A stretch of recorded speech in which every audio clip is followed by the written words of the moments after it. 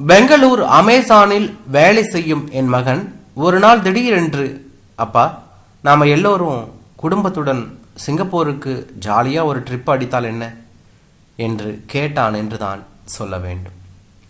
அவன் அப்படி கேட்டதும் எனக்கு சந்தோஷம் பொத்து கொண்டது என்று தான் சொல்ல வேண்டும். ஏனென்றால் 20 வருடங்களுக்கு முன்பு நான் ஹவுலட் பேக்கர்ட் கம்பெனியின் ஹெச்ஆரில் வேலை பார்த்தபோது சிங்கப்பூர் ஹெச்ஆருக்கு ஒரு வருடம் அனுப்பப்பட்டேன். ஆனால் அந்த ஒரு வருடம் பணி நிமித்தமாக 2 வருடங்களாக நீட்டிக்கப்பட்டது.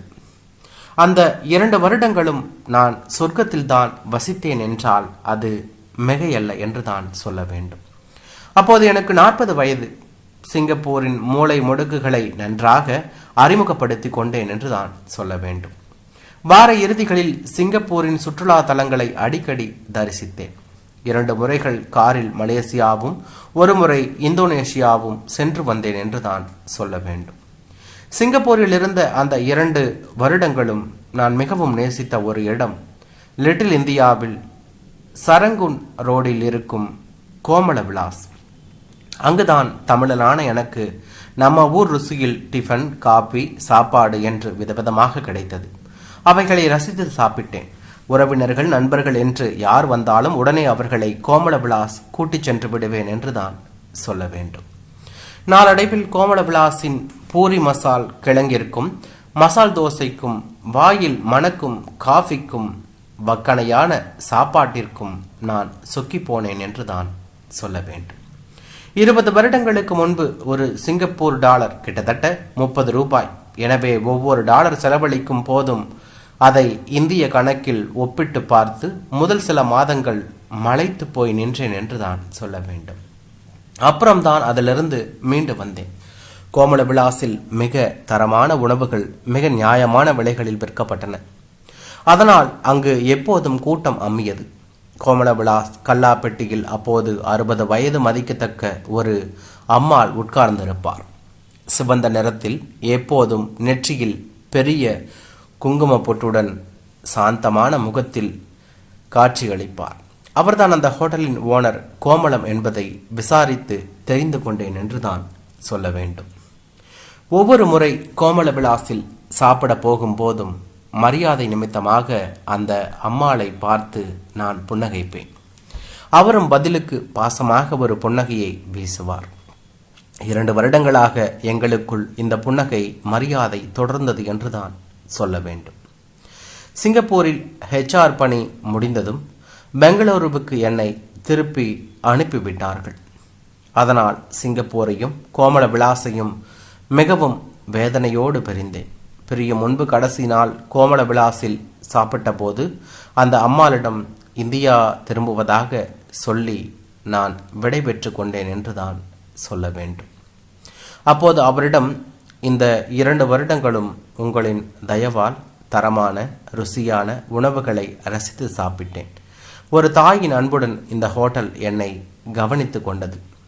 ஒரு நாள் கூட இங்கு சாப்பிட்டதனால் வயிறு சரியில்லை என்ற நிலைமை எனக்கு ஏற்பட்டதில்லை என்று சொன்னேன் என்று தான் சொல்ல வேண்டும்.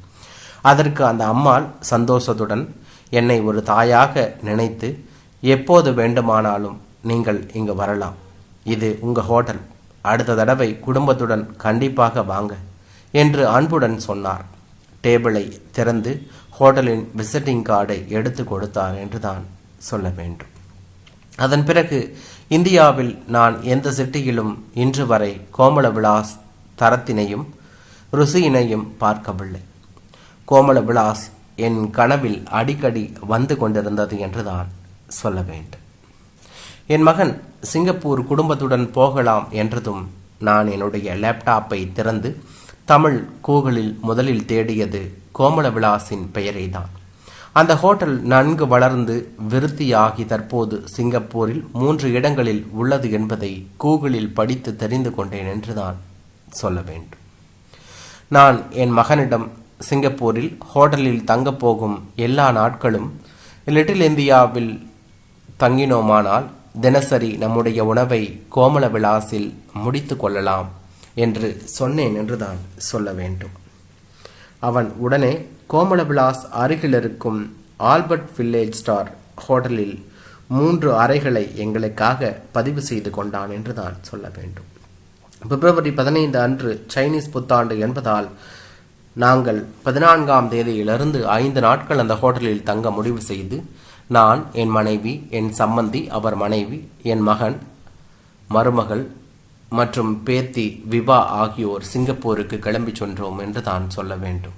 குடும்பத்துடன் சிங்கப்பூர் சென்றடைந்ததும் அன்று காலையே லிட்டில் இந்தியாவில் இருக்கும் முஸ்தபா சென்டருக்கு ஷாப்பிங் சென்றுவிட்டு அருகில் உள்ள கோமல விலாசுக்கு மதிய உணவிற்காக சென்றோம். கல்லாப்பெட்டியில் 20 வருடங்களுக்கு முன்பு நான் பார்த்த அந்த அம்மாள் இல்லை, வேறு ஒரு பெண்மணி அமர்ந்திருந்தார். மாடிக்கு சென்று வக்கணையாக வடை, பாயசம், அப்பளத்துடன் ருசியான மதிய உணவு சாப்பிட்டோம். பரிமாறிய அனைவரும் புதிதாக காணப்பட்டார்கள். என்னுடைய 1.5 வயது பேத்தி விபாவை அந்த ஹோட்டலில் ஒரு உயரமான நாற்காலியில் அமரச் செய்து நன்றாக கவனித்தனர் என்றுதான் சொல்ல வேண்டும். 20 வருடங்கள் தாண்டியும் கோமல விலாசின் தரமும் சுவையும் அன்பான கவனிப்பும் மாறவில்லை என எண்ணிக்கொண்டேன் என்று தான் சொல்ல வேண்டும். அதனால் தான் மேலும் 2 கிளைகள் அதே சிங்கப்பூரில் முளைத்திருக்கின்றன போலும் என்று என் மனதிற்குள் தோன்றியது. சாப்பிட்டு முடித்ததும் என்னுடைய சம்பந்தி, சென்னையில் கூட இவ்வளவு அருமையான சாப்பாடு கிடைக்காது என்று சொன்னார் என்று தான் சொல்ல வேண்டும். சாப்பாடு முடிந்து நாங்கள் அனைவரும் கீழே இறங்கி வந்தோம். நான் கல்லாப்பெட்டியில் அமர்ந்திருந்த லேடியிடம் சென்று, 20 வருடங்களுக்கு முன்னால் சிங்கப்பூரில் இருந்தபோது நான் இந்த ஹோட்டலில்தான் 2 வருடங்கள் தொடர்ந்து சாப்பிட்டேன். ஒரு வயதான அம்மாள் இங்கு இருப்பாரே, அவரை நான் பார்க்கணும் என்று சொன்னேன் என்று தான் சொல்ல வேண்டும். அந்த லேடி என்னை ஏற இறங்க பார்த்துவிட்டு, ஆமாம், அவங்க என்னோட அம்மா, அவங்க இறந்து போய் 1 வருடம் முடிந்து இன்னைக்கு காலையில் தான் அவரோட முதல் திவசம் ஆச்சு. அதனால தான் என் அண்ணனுக்கு பதிலாக நான் இங்கே கல்லாப்பட்டியில் அமர்ந்திருக்கேன் என்று சொன்னார் என்று தான் சொல்ல வேண்டும். நான் டாலரை எண்ணி கொடுக்கும் முன்பு என்னுடைய சம்பந்தி முந்திக் கொண்டு 6 சாப்பாட்டிற்கான 48 டாலர்களை கொடுத்து விட்டார் என்று தான் சொல்ல வேண்டும். அந்த அம்மாளின் இறப்பையும் அவருக்கு இன்றைக்கு தான் முதல் திவசம் என்பதையும் கேட்ட எனக்கு மனசே சரியில்லை என்று தான் சொல்ல வேண்டும். அதெப்படி 20 வருடங்களுக்கு பிறகு மிகச் சரியாக அவருடைய முதல் திவசம் அன்று நான் கோமல விலாஸ் வந்து சாப்பிட நேர்ந்தது, அதுவும் அந்த சாப்பாட்டிற்காக என்னை செலவழிக்க விடாமல் என்றுதான் தோன்றியது என்று தான் சொல்ல வேண்டும். கடைசியாக பார்த்தபோது குடும்பத்துடன் வாருங்கள் என்றாரே, நான் என் குடும்பத்துடன் வந்தபோது அவர் இல்லையே என்று தோன்றியது என்று தான் சொல்ல வேண்டும். அன்று இரவு ஆல்பர்ட் வில்லேஜ் ஹோட்டல் அறையில் எனக்கு தூக்கமே வரவில்லை என்றான்.